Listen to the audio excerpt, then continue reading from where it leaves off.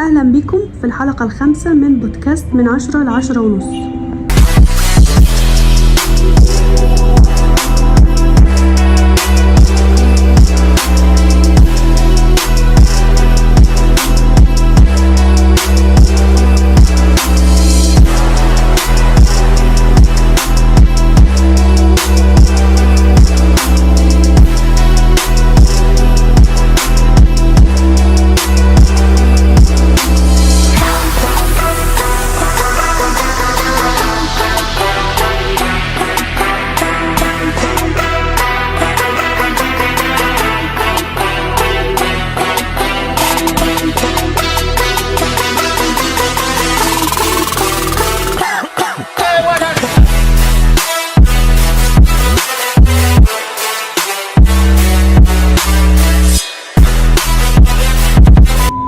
ناس كتير فاكرة إن دروس الكورة للعيبة بس الحقيقة إن اللي بيعيش تجربة الكورة وخصوصا الإصابة بيفهم حاجات تنفع أي بني آدم في شغله وفي حياته. مش لازم تكون لاعب كورة عشان تستفاد من الحلقة دي. النهاردة يا أحمد مش هتكلم عن ماتش ولا بطولة، هتكلم عن حاجات الكورة علمتها لك وحسيت إن ممكن حد تاني يستفاد منها. جاهز للأسئلة؟ يلا بينا. السؤال الأول ومضمونه عن الإصابات، وهو بيقول: ليه الإصابة دايما بتيجي فجأة؟ وهل كمان النجاح بيجي فجأة؟ الأول أهلا بعودتك. أهلا.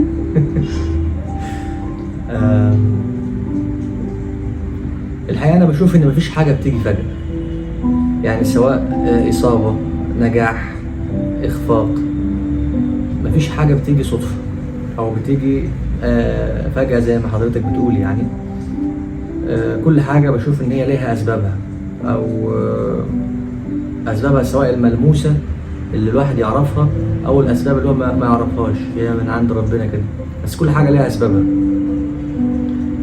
فإحنا نقدر نقول إن الإصابة مش قصة بتيجي فجأة، على قد ما توقيتها غالبا بيبقى صعب جدا جدا. وده اللي انا عرفته من زملاء كتير معايا في المجال، ان لا، كل ما حد يجي يتكلم عن اصابته وعن مشاكله وعن وجعه في موضوع الاصابه ده، يقول لك بس ده جات لي في توقيت انا كنت مش عارف هعمل ايه فيه. انا شخصيا جربت ده في اكتر من مناسبه. لا، الاصابه كانت بتجيلي في توقيت اللي هو انت الواحد بيبقى، ممكن اكون اتكلمت عن الموضوع ده قبل كده، الواحد بيبقى واصل لفورمه وليفل بيحس ان هو انا كمساك لو لعبت على اي مهاجم هدغدغه. فلما بتوصل للنضج الكروي ده والفورمه دي، لما بتحصل الاصابه هنا الواحد بيحس ان لا، يعني الموضوع صعب جدا عليه جدا جدا. فالمفجع في موضوع الاصابه وقد ايه هو اكبر كارثه على لعيب الكوره، مش في انها بتحصل فجاه او لا، على قد ما توقيتها بيبقى صعب، وان هي بتحصل دي اراده ربنا فوق كل حاجه. انما كمان انا بشوف ان هي بيبقى ليها اسبابها، سواء اللي انت من جواك بتبقى عارف انا قصرت في ايه فحصل كذا، او لا ما قصرتش ودي اراده ربنا اللي ما نعرفش نتدخل فيه. بالنسبه لتكمله السؤال بتاع حضرتك اللي هو هل كمان النجاح بيجي فجأة؟ لا، يعني احنا قلنا قبل كده لكل حاجه او خصوصا النجاح ده بيبقى ليه عوامل. اجتهاد، صبر وصبر، وخدي كمان واحدة صبر من هنا لبكرة، وشغل واجتهاد، وسيب النتيجة على ربنا. ممكن النجاح يجي بدري شوية عن ما انت متخيل، او تبقى متوقع ان النجاح يجي في مرحلة معينة نتيجة شغل معين انت عملته، بس لا، يتأخر كمان شوية. فده اللي ممكن يفاجئك في انه اتأخر شوية او جه بدري شوية عن ميعاده. انما في الاخير النجاح مش هيجي من فراغ ولا فجأة، غير بجهد وبشغل وبتعب. بتبقى انت كشخص يعني مرتب له كتير، وطبعا زي ما قلنا إرادة ربنا بتبقى في الاخير فوق كل حاجة. انما مفيش كمان نجاح بيجي لا صدفة ولا فجأة، غير باجتهادك وشغلك واصرارك انك انت توصل للنجاح اللي انت عايز توصله. جميل. السؤال التاني بيقول ازاي بتتعامل مع احساس انك خارج اللعبة؟ خارج اللعبة يعني خارج الدنيا؟ لا، يعني انك مع عدم وجودك في الملعب. والله بصي، عدم وجودي مثلا في الملعب كان بيبقى ليه اسباب برضو، ما فيش حاجه بتحصل صدفه زي ما اتفقنا. فاما ممكن مثلا تكون اصابه، او بيجي وقت على اللاعب الكوره ان هو بيحصل دروب معين في مستواه كده، بتحصل ممكن بسبب انك تقعد. انما انا شخصيا حصلت لي مواقف كتير مع اكتر من مدرب، يعني ان انا بكون شايف، وانا خلي بالك لما بقول كده هيجي اي واحد يقول طب ما اي لعيب كده، بمعنى ان اي لعيب ما بيلعبش او مش موجود في الملعب يقول لك ده انا كنت استحق اكون موجود في الملعب او الى اخره.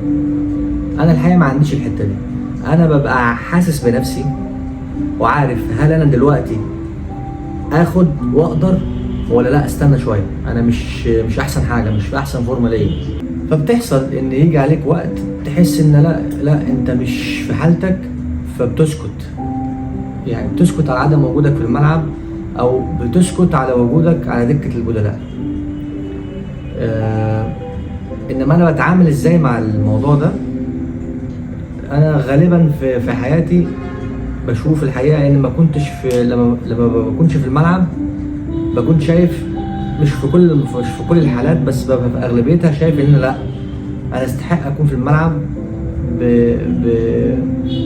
باراء الجميع، ووجهه نظر انا بتبقى مخلصه. يعني انا مش من النوع اللي هو ببقى بحب نفسي وانا لا انا عايز اكون في الملعب بصرف النظر عن انا ماشي كويس او لا. انا لو ببقى مش شايف بلغه الكوره يعني باخد جنب، بشتغل على نفسي واخد جنب، عارف ان انا مش جاهز لده. ازاي بتعامل مع ده؟ دي بتختلف من شخصيه للتانيه. يعني لو في لعيب كوره شخصيته مش قويه، لو في لعيب كوره موظف، احنا كده كلاعيبه كوره بنقول عليه كده، يعني اللي هو ده لعيب موظف.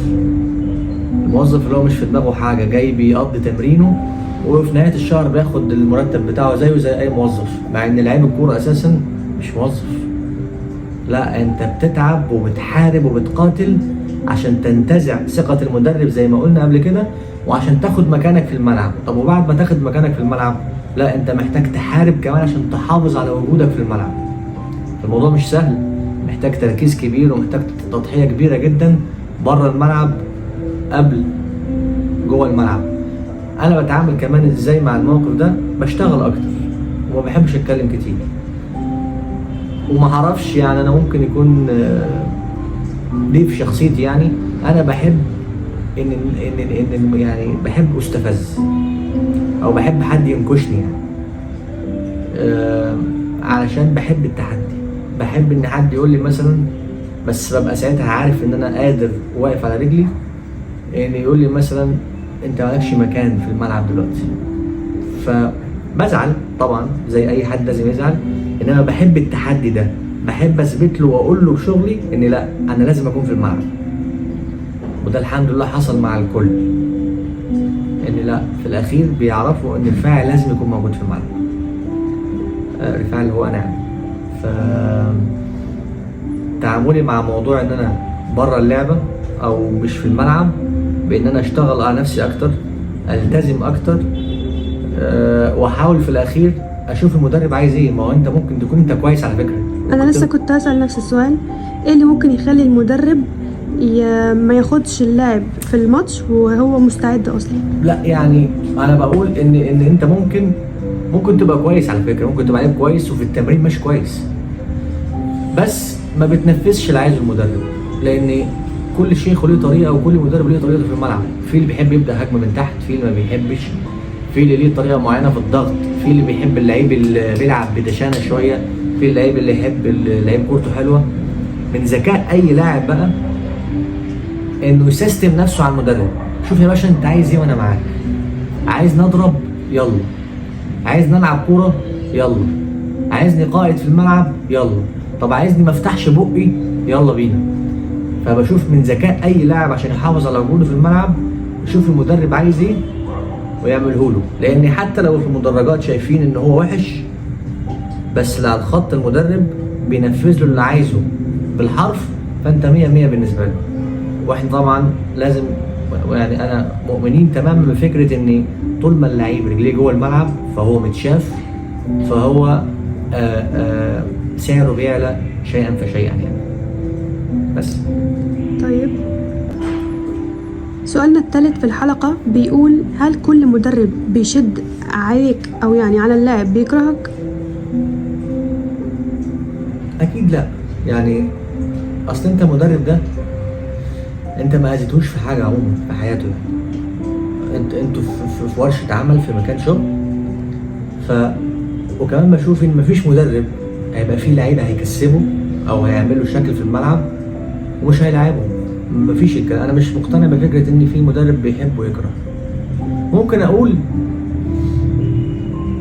يعني اصل انت كمدرب بتتعامل مع 30 شخصيه و30 لاعب، وكل لاعب جاي من بيئه مختلفه، فكل واحد ليه دماغه وليه شخصيته. فممكن اكون انا كمدرب مستلطفك، الدنيا تمام بينا، مش مستلطف سين، مش مستلطف صاد، ده بره حدود الشغل، شخصيته مش ماشيه معايا، حاسه عيل رخم هيضايقني، يعني محتاج يتقرص عليه شويه. كل مدرب طبعا بيبقى ليه اسلوبه، انما في الاخير انا مش مع مقوله ان ده بيحب ويكره، مفيش حاجه اسمها كده. انا كمدرب لو في لعيب هيكسبني وانا اساسا مش طايقه هلعبه في الملعب، لان نجاحه اللعيب ده لما كسر لي الدنيا، ما انا نجحت في دوري كمدرب ومستمر في النادي وبتشاف والناس تسمع عني، فاروح مكان افضل واشوف يعني اعلى طموحي كمدرب يعني. فلا هو بس بترجع لايه؟ انت لو في مدربين بيبقوا اذكياء، بيبقى عارف الشخصيه اللاعب اللي قدامه، يعني فلان لا انا لو ضغطت عليه اخسره لانه شخصيته ضعيفه شويه، من النوع اللي بيحب يطبطب عليه عشان تاخد احسن حاجه عنده. رفاعي مثلا لا شخصيه حموله وشخصيه قويه مثلا، فلا ده تضغط عليه وتدوس عليه وتستفزه عشان تاخد احسن حاجه عنده. فهي بتبقى المدرب بيحاول على قد ما يقدر، واحنا متفقين طبعا تماما ان العدل المطلق عند الله، والعدل في الكوره بشكل عام مش موجود قوي، لازم هيبقى في حد مظلوم غصبا عن عين المدرب. ف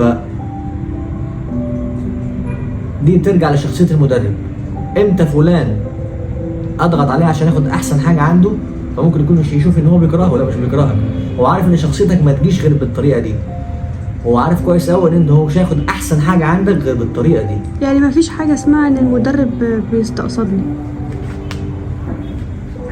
يعني في حالات شاذه قوي يعني بتبقى ايه، دي بيبقى الجميع متفق على ده، اللي هو لو في عامل اي حد معدي من جنب الملعب بيقعد 5 دقايق يتفرج على التمرين يقول والله المدرب ده انا اسف يعني يبقى في تيتل.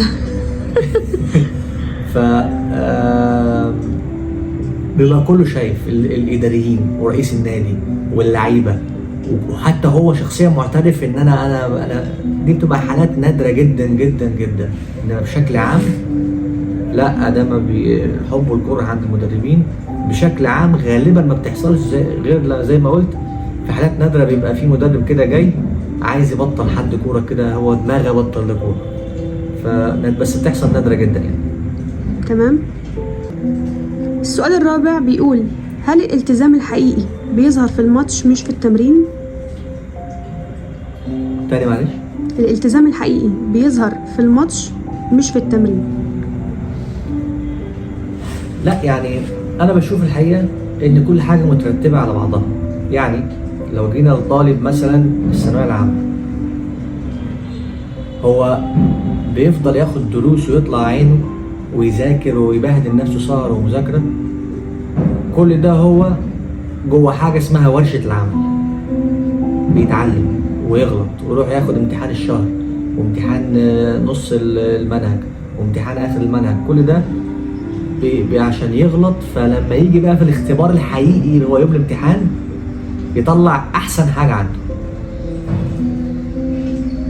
نفس الموضوع في الكوره، انت بتبقى مثلا كل اسبوع ماتش، ففي اسبوع تمرين عشان الماتش، وطبعا كل فرقه هتلعبها بتتمرن لها هي اسلوب لعبها عامل ازاي، فبتشتغل في اثناء الاسبوع ده على الفرقه دي تكتيكيا وفنيا وبدنيا وذهنيا وكل حاجه.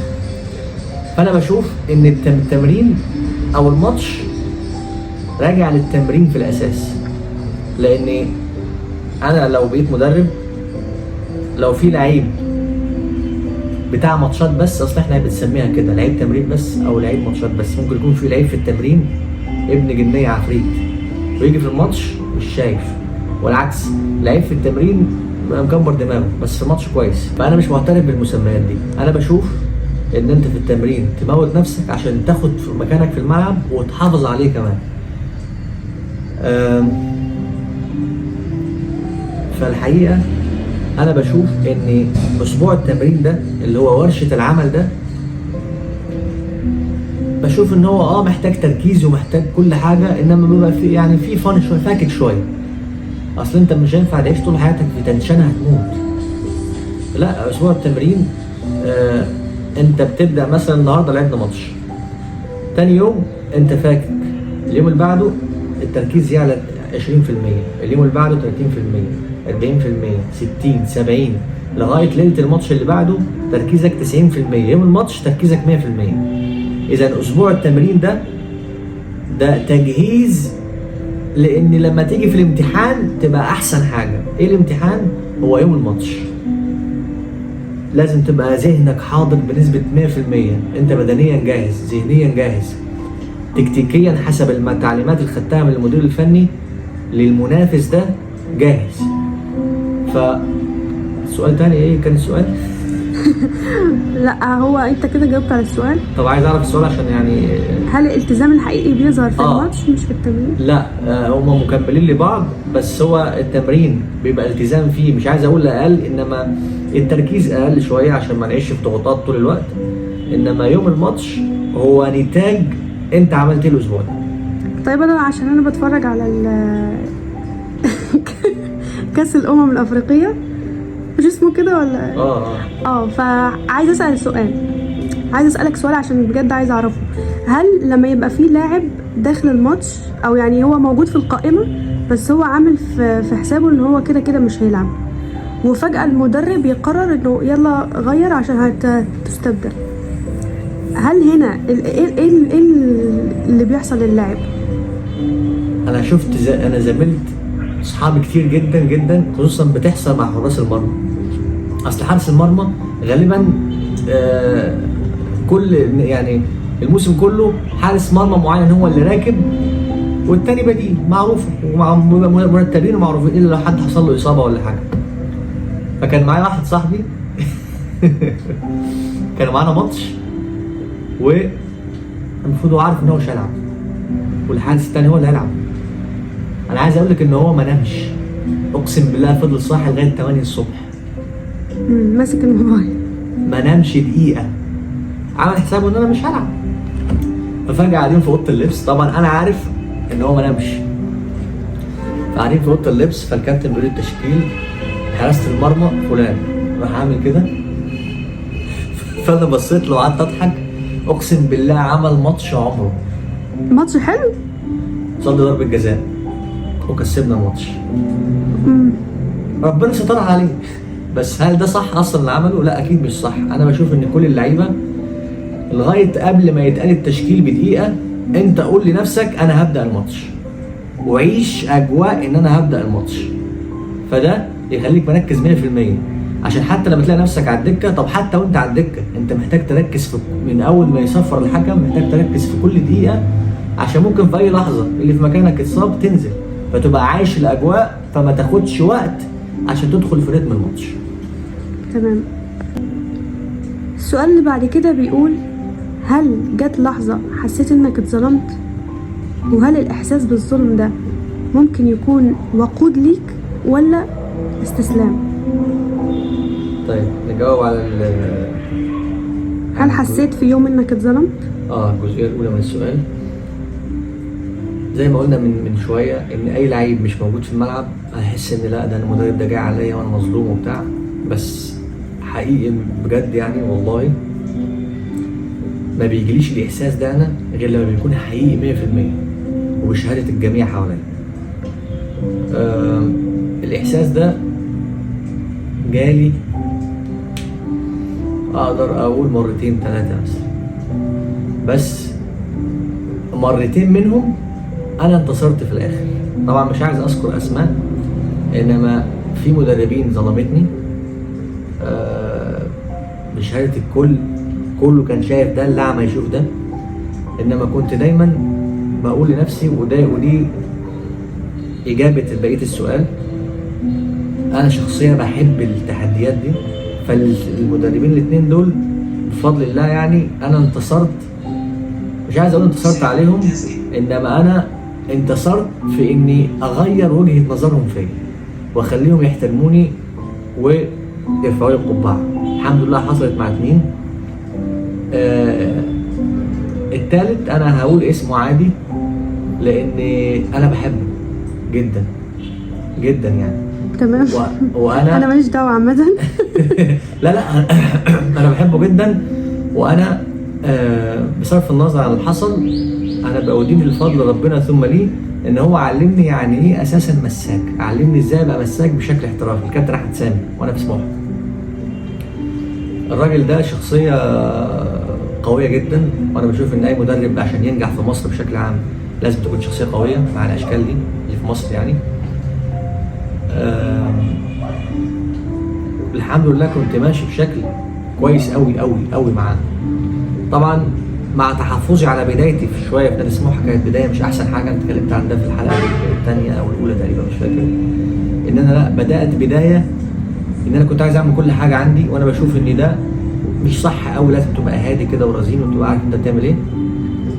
فانما مع الوقت بعد كده لا، اجي فتره بشهاده الجميع يعني، اقسم بالله عبد المنعم كان معايا ساعتها في سموحه يعني، كان بيقول لي انت تستحق تاخد فرصه، رغم ان هو في مكاني كان يعني انا بلعب مساك ناحيه اشول وهو كان بيلعب مساك ناحيه الشمال، كان يجي يقول لي والله هتستحق تاخد فرصه وكمل على اللي انت فيه. حتى الكابتن احمد سامي نفسه قال لي استمر على اللي انت بتعمله ده وفرصتك هتيجي هتاخدها. بس للاسف ساعتها كان المهندس فرج عامر رئيس النادي كان مشي، وبعدين الكابتن احمد سامي مشي، فحصل شويه دوشه يعني. انما هو ده المدرب الوحيد اللي ما جاتليش الفرصه ان انا مش عايز اقول اثبت له ان هو غلط، انما لا ما جاتليش الفرصه ان انا اخليه يرفع لي القبعه زي الاثنين التانيين. قريبا يمكن. يا ريت ان شاء الله. انما الاجابه على بقيه السؤال ان لا، ده لازم يكون لاي حد بيحلم وواثق في نفسه وشخصيته قويه ومتاسس نفسيا صح، لا لازم المشاكل دي هتتعلم منها، هتاخد دروس فتقويك، تبقى وقود ليك، عمرها ما تكون استسلام يعني. تمام. سؤالنا الاخير النهارده، هل جت لحظه شكيت في نفسك او قدراتك موهبتك يعني؟ هو في الاخير انا بشر، فالبشر ده مش هيفضل صامد طول الوقت يعني.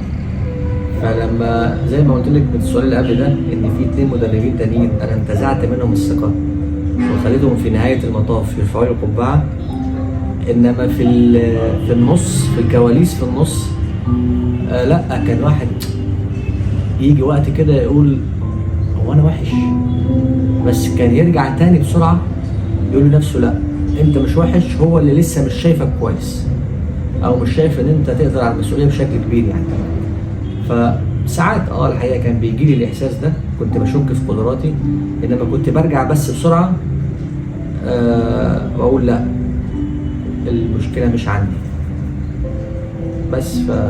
يعني حصلت قليل الحقيقه، لان الحمد لله الواحد بيثق في نفسه بشكل كبير جدا. تمام كده اسئلتنا النهارده خلصت. ما تنسوش لو عجبتكم الحلقه النهارده تشتركوا في القناه وتفعلوا زر الجرس وتدعوا لي عشان انا لسه بمتحن كمان. وتصبحوا على خير. تصبحوا على خير.